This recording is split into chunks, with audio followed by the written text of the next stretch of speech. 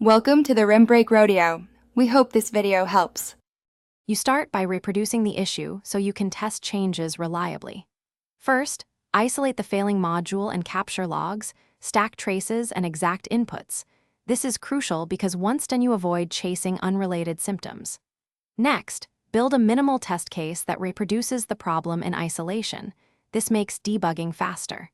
Make sure to note environment differences like versions and config. With these prerequisites complete, you're ready to dive into targeted code inspection. Now you dig into the code past the test exercises.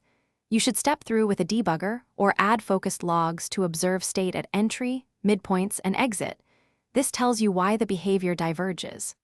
Once you identify suspect functions, trace data transformations and check assumptions such as nullability, units, or off-by-one boundaries.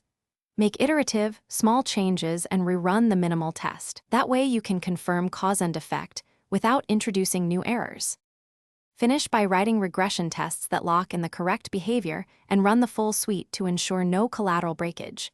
Then make a minimal, well-documented change and include a brief comment explaining the fix. This prevents future regressions.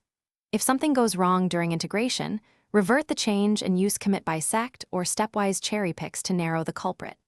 Finally, make sure the fix is reviewed and merged. That closes the loop and prevents recurrence. Thanks for watching. Consider subscribing if we helped you.